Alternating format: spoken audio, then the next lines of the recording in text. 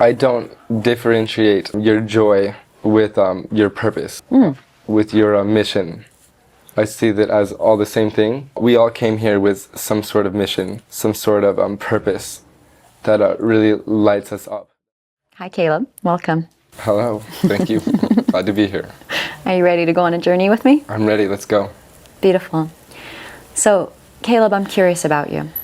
I'd love to know, what is your mission? Why are you here?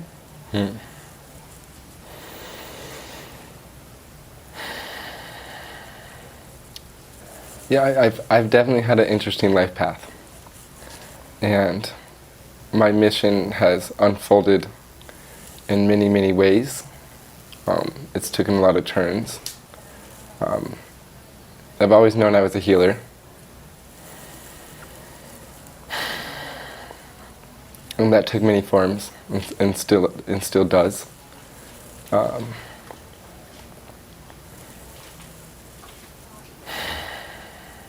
Yeah, I came into this world as a twin, and I had 27 years as an identical twin with my brother Keegan, and it was very much a twin flame relationship. And if anyone knows anything about a twin flame relationship, it's like a mirror within a mirror. It's like constant expansion. And yeah, I grew very, very fast. He passed away 2 years ago. That completely alchemized everything for me. And so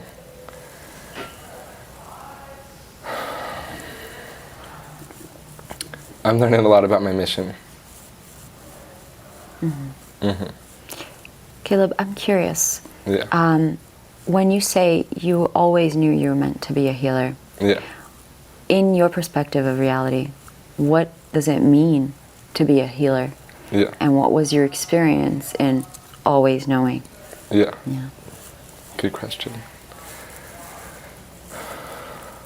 To me, a healer is being able to assess what something needs to be shifted and brought into alignment, no matter what that takes. As a healer, you really take on the pressure of the problem. You take on the pressure of what needs to be done. It's up to you to figure it out.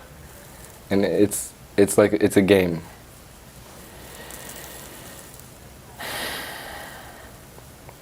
So it's not doing what you think you should. It's not doing what you think they should need. It's a lot like asking what someone wants and helping them line up with it.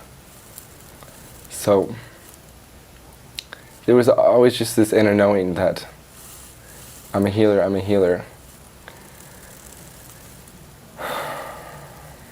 So I've always been pulled into building up my toolbox. So I kind of answer it. Thank you.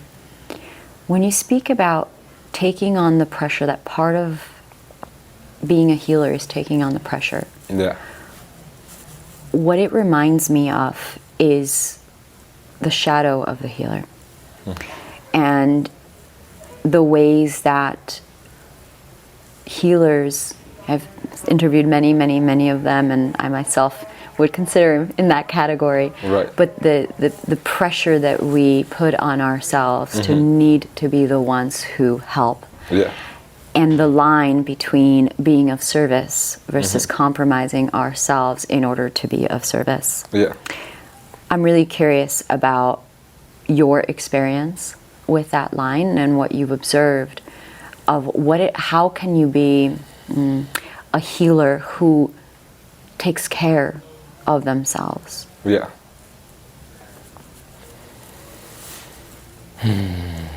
Really good question.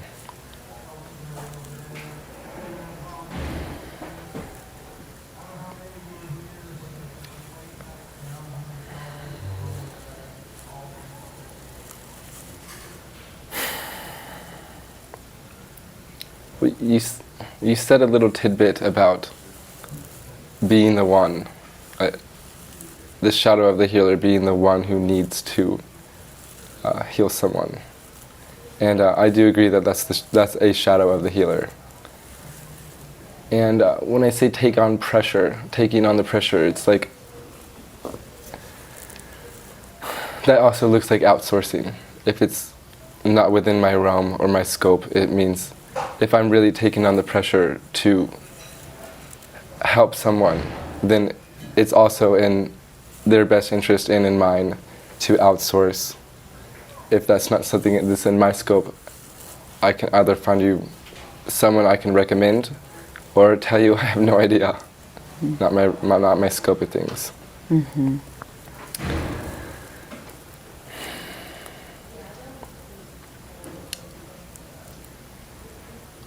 Take care of yourself. That's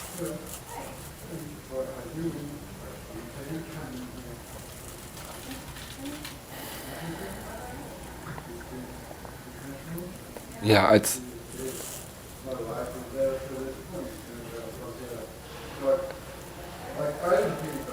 nothing's immediately coming to me, and I'm curious why. That's why I'm tuning in. Mm-hmm. Take your time. Yeah, thank you.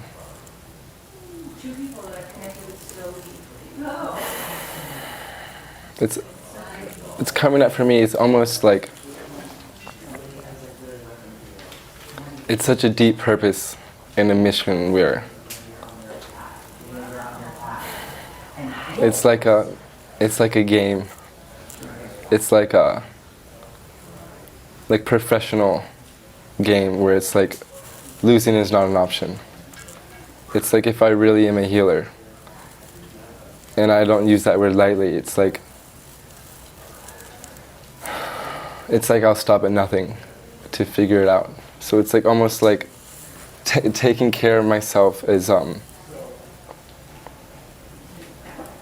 it's not something I think about a lot. Like, oh, I'm gonna this is me taking care of myself. It's just like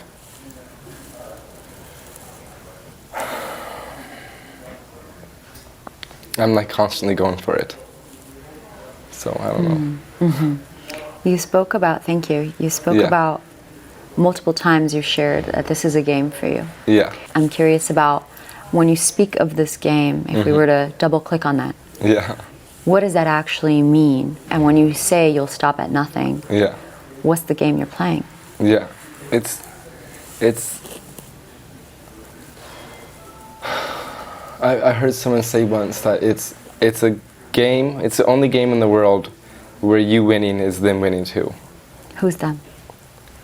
The person that you're helping. The person that you're contracted to help. And what's it?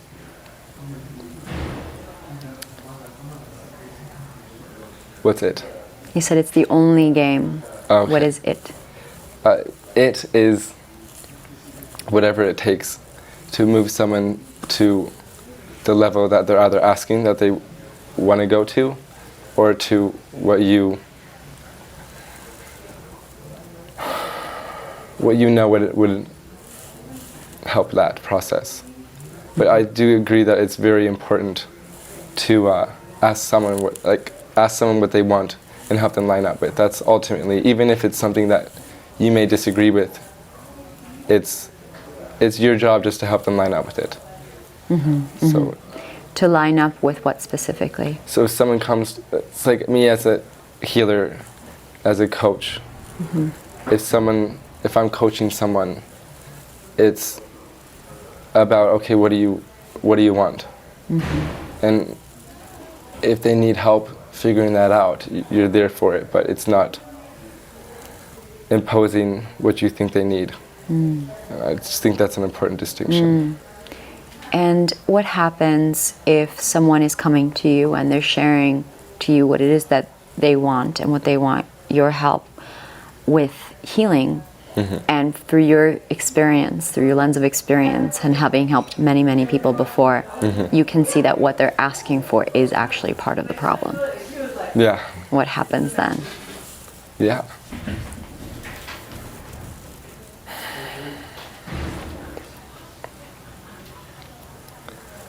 Well, I mean, there's a part of me, in that case, there's a part of me that knows that ultimately if they line up with what they want, or what they're at least asking for, their desires will shift ultimately. But what happens in that moment is I would really have them dive into the what and the why. The what and the why of what it is that they're asking for. And what happens then? Well, once they figure out what and the why, sometimes there's more direct ways to meet that, and maybe more of a refinement. But there's definitely cases where you have to honor someone's free will. Thank you. Yeah. And when you're supporting them with healing in this process, what is it that they're healing from?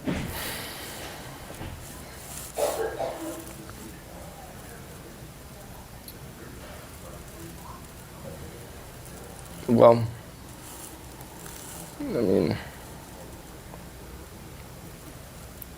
it depends, because I'm a physical healer, an herbalist, and that looks like one way. Mental and emotional is another way, and spiritual healing is another thing too. So it depends on which category. Well, which one do you work in? I work on all of them. Okay. Yeah. So would you share more in all of these categories?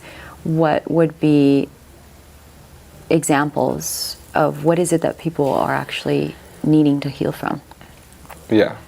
Well,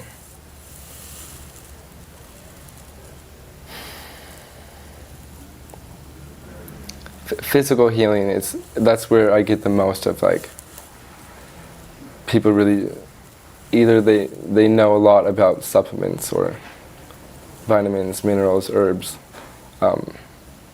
That's a lot more of what I'm just like telling them what I see and what helps, and don't force anyone to take anything, but here's what I'd recommend. So that looks, it's a different dynamic than if I was working with someone on a mental and emotional level. But I mean, there's all kinds of physical ailments and how to fix them. I could talk about that all day long. What I see with mental and emotional is there's a big difference between what is healthy and what is healing for them. So it's this process of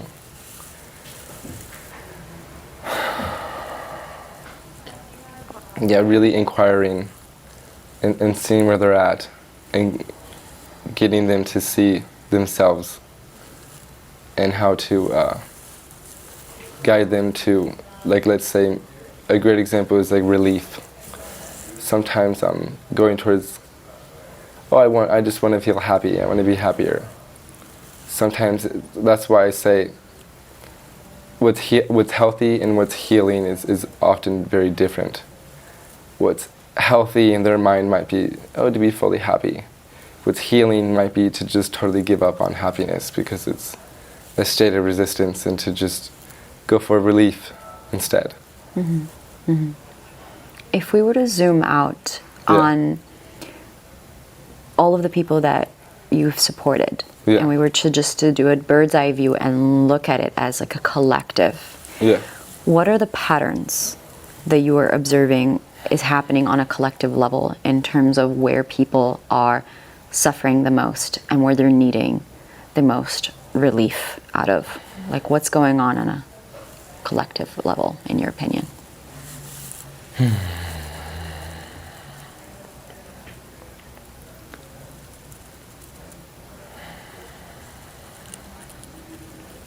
I mean, I have a lot of opinions.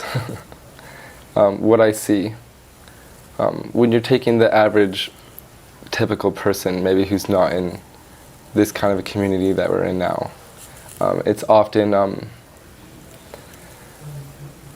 it's often lining up with your joy. And that's the biggest one that I see, is people are working jobs because they think they have to. They're not fulfilled. So much of their life is about doing this so that I can have blank. And so for that demographic, which is I think the majority in this world, is lining up with your joy, lining up with what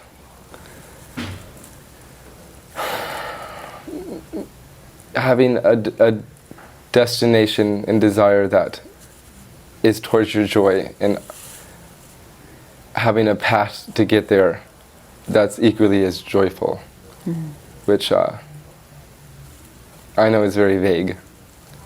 Maybe I could go into that a bit. But let's look at like this community that we're in, people who are more spiritual minded, maybe more in touch with their emotions.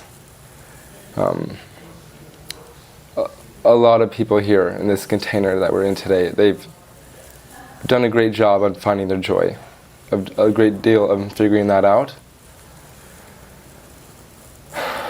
So then it brings up different dynamics.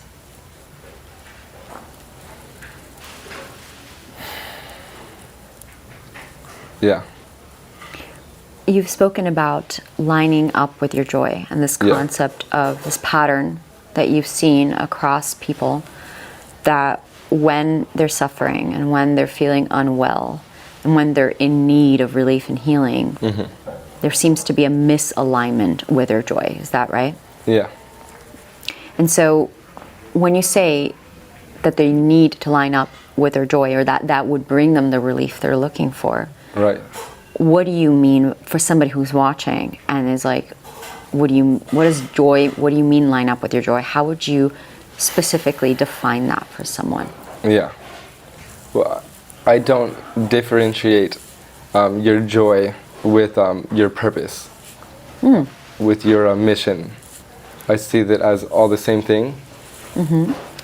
And I mean, I believe we all came here with some sort of mission, some sort of purpose that really lights us up. That's intrinsic motivation to us rather than extrinsic motivation. So when I say line up with your joy, I really mean that's as close as I could figure out to how to make money, do what you want, and actually have the energy to do it.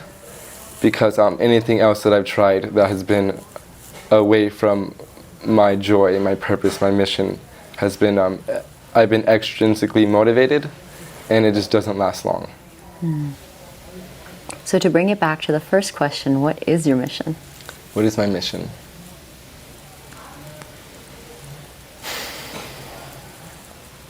Yeah, I have a really good ability to see where people are out of alignment and what they could do to come back into alignment with themselves. So when they're out of alignment, this is when you were speaking into them needing relief for being misaligned with their joy. Right. And when we talk about misalignment to joy, yeah, I'm curious on your perspective on why that's happening on such a grand scale. Why are so many people misaligned and in need of alignment to joy and purpose and mission? Yeah.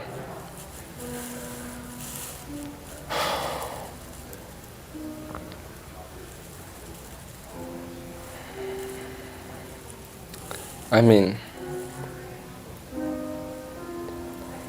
there's so many factors there.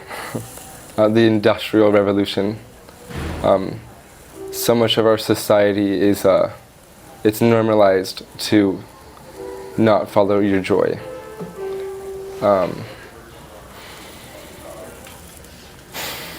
Why do you think that is? Yeah. And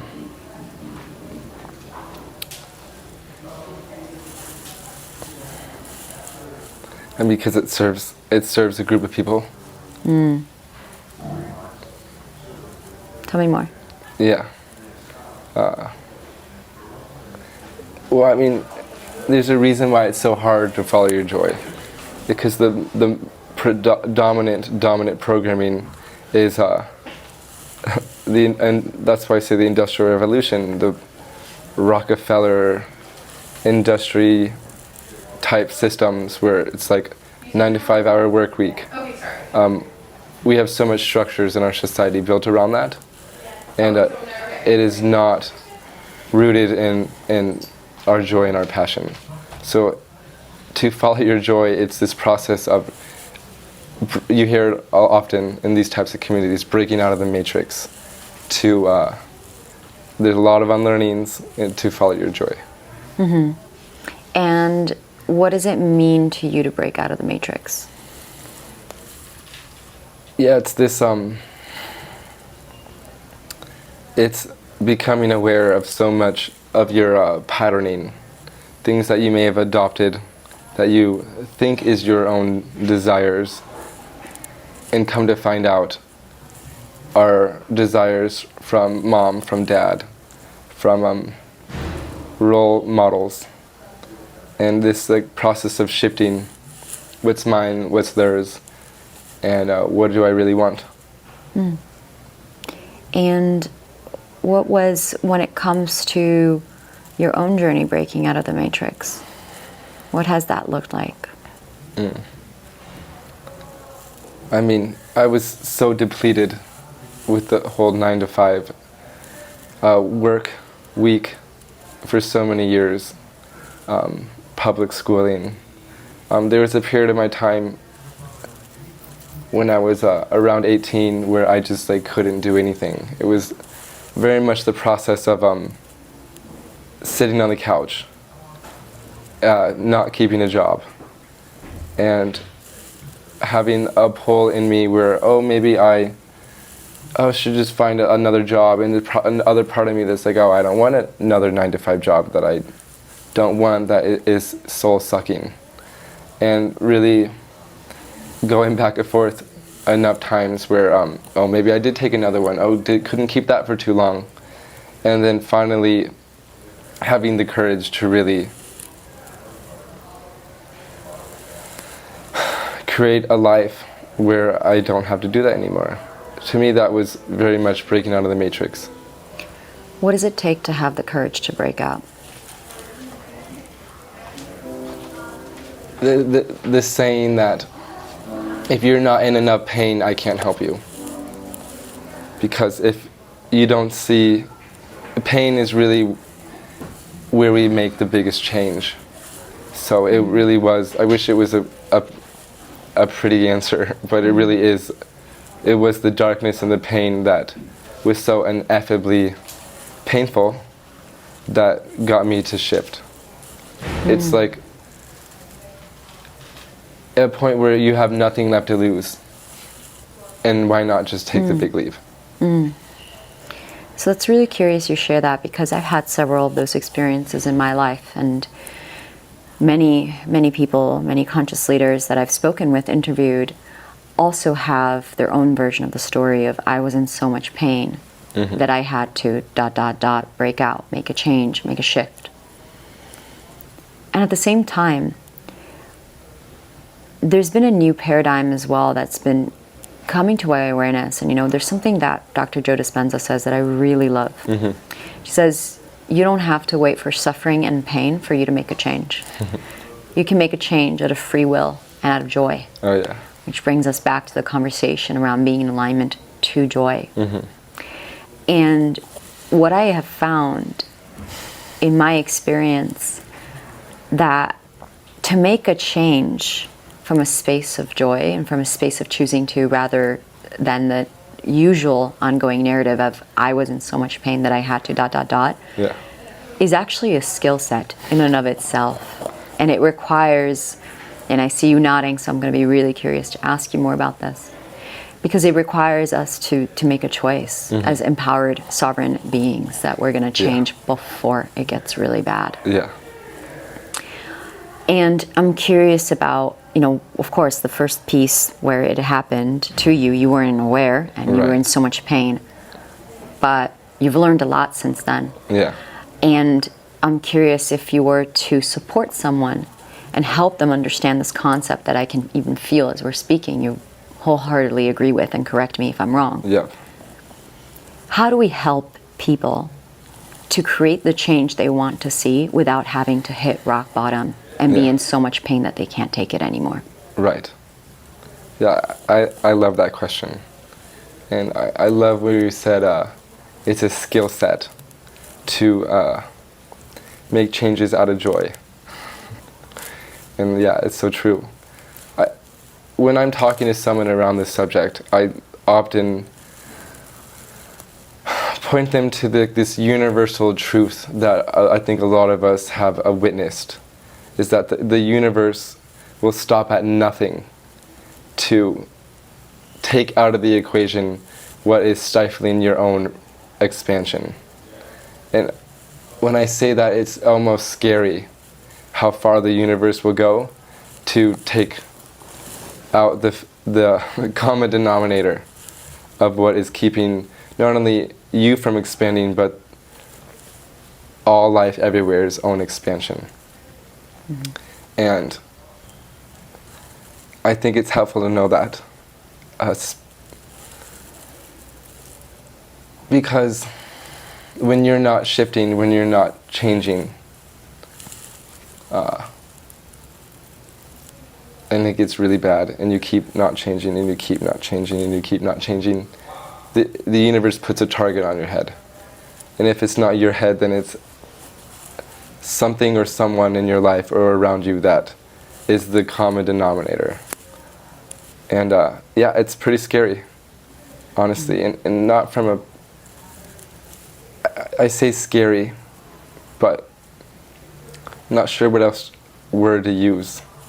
But even the loss of a family member, even at the loss of a pet, or it's like I don't know if this is this is a popular teaching that other people talk about, but I've witnessed it with my own eyes, that it's kind of like the unsavior universal truth that I've witnessed, that if you don't shift, the universe will make you. So yeah, to develop the skill set to shift out of joy is really a great question, and I think it's so important to think about and to teach about. And for clarity's sake, if you don't shift towards what do you need to be shifting towards to? Change. Change of what? Change. What kind of change? It's almost like this. Like we've heard the saying, the only thing constant is change. Like everything's constantly changing. I think the biggest thing with people in the older age group, one of the number one things I see, the common things I see with them is the unwillingness to change. And I think change is a law, the universal law. But is there a universal law of change towards what? Yeah. Towards more chaos, towards more beauty, towards nothing at all? What are we changing? What are we meant to be changing towards? Yeah. And if you don't have to have the answer, but I'm curious if you have thoughts.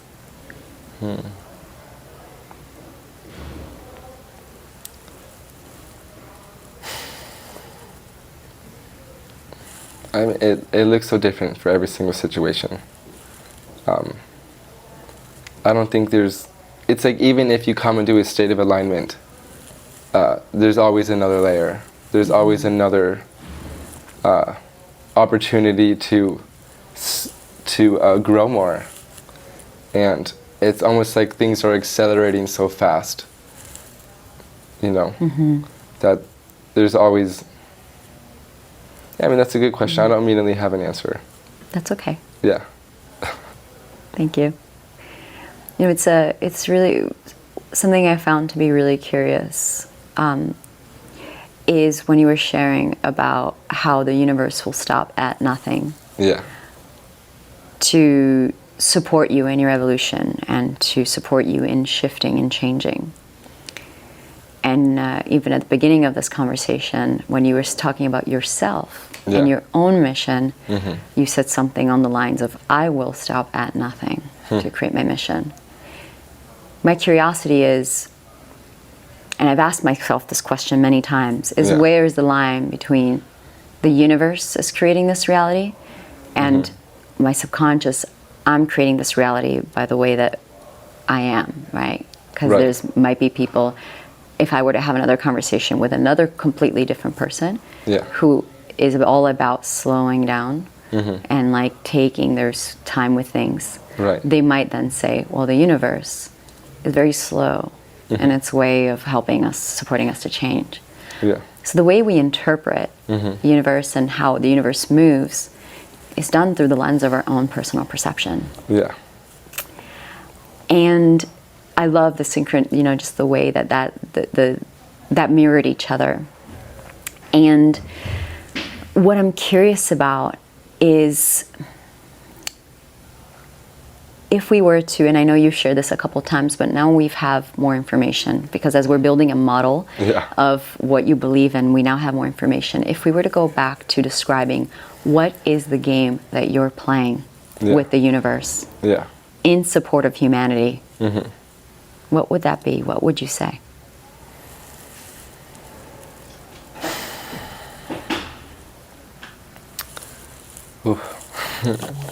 I'm not here to ask easy questions. I love it. I warned you.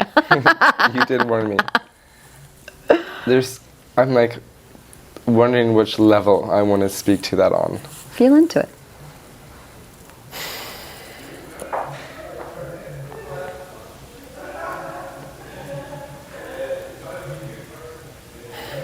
I mean, because I just sat up on this panel with Dr. Samuel and Melissa Tittle, who are all about Code 12, Base 12. And so for me, it's almost like different layers of myself have different levels of the mission. But if I were to go to the very top, the most expanded view, it is responding to this call in this universe to come and preserve the natural laws of creation, which I call the eternal potentiality of creation. And that's a very large topic. But where we're at here, we find ourselves in this time and space. There was a threat of eternal life as we've known it, how things always have been, how they are, and how they ever will be, was threatened. I know that's very vague, and I can go into more of it. What I hear that you haven't said yet, but what I can feel through what you're sharing is, I already see the elders sitting around a fire, and the many places in the world, the indigenous tribes as well, who are here to really preserve the laws of creation. So I don't know if that was part of the rabbit hole. It is part of the rabbit hole. And it's almost like everything pales in comparison than eternal life. And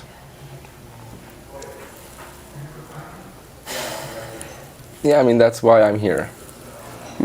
That's why I believe, and maybe not everyone's aware of this, but I believe that's why a lot of us are here. Especially those of us who are spiritually minded, spiritually inclined. I think that even for us to be having deep conversations like this, we have a very evolved consciousness. Where there's a lot of people out there that don't have these types of conversations. So I believe this level of consciousness, a lot of us have come to respond to a call. Beautiful, thank you. So I would love to summarize some of the things that I'm hearing that I've received from this conversation today. Is that okay? Yes. Yeah. So what I'm hearing is that we're here in this game. We're playing a game in this 3D material world. And this game has certain laws of creation. And in the name of this game is we grow or we die. And to grow, we need to change. We need to evolve.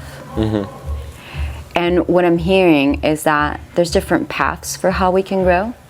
We can wait for pain and suffering and for us to be forced into that growth.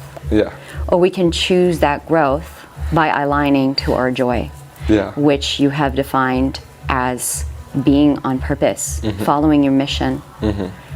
And when we are in alignment with our joy and we are growing by choice, what we're doing is we are in alignment with the laws of creation, which means that creation works for us and through us. And what I'm hearing is that because of external forces, because of groups that are grabbing for certain kinds of power and control over us, over life force, source energy, there's corruption to that basically puts us out of alignment with who we truly are, our mission, our joy, and therefore puts us out of alignment with the laws of creation itself. And when we are operating out of alignment with the laws of creation, it creates disease. It creates disturbance. It creates resistance and all kinds of issues in the system. And what I'm hearing is that the job of a healer, that which you are, is to get people back into alignment with their joy, with their mission, and therefore with the laws of creation.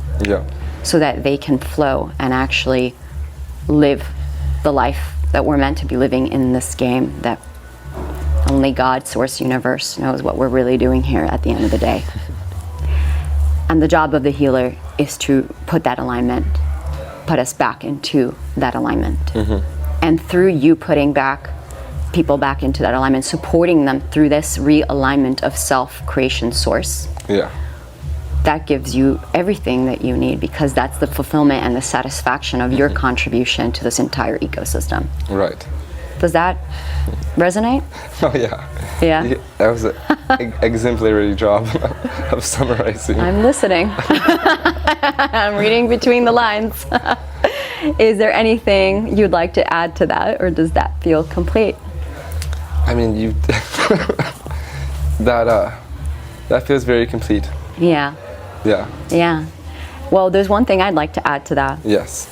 Is that your unique story, even though we didn't have time today to go into the specificities of how you were forged into who you are today with the story of your brother's death, and I'm sorry that has happened, and the suffering that I can see, and we even spoke about the pain and suffering you've needed to go through in order for you to get to what you are. What I'm also hearing and seeing is that our personal life experiences forge us to be who we are, and it's so that we can be in contribution. And there's a series of choices that we can make, such as choosing to change before the pain comes. But at the end of the day, whether we're suffering or we're choosing to be living in joy, we are going to be shaped in who we're meant to be. And it's just a matter of saying yes. And there was a time when it was so hard for me to answer the question, or is life for me? I was the person that would always say life is for us, but I've been challenged in that. Like, if life is for me, how could this be for me? And it's incredible the ways that I can still honestly say that life is for me. And that's the way of the healer. That's the way of the healer. Beautiful. Well, thank you, Kaleb, for being here today. My last question for you is, if we'd like to learn more about you, how do we find you? I have a clinic in East Austin at Indra's Warehouse. You can Google it. my Instagram is Crystal Kaleb, and yeah, I'm Kaleb Beechner on Facebook, and I'm moving into a space where I'm a lot more vocal, so you can look forward to hearing more from me. Beautiful. Thank you. Yeah, thank you.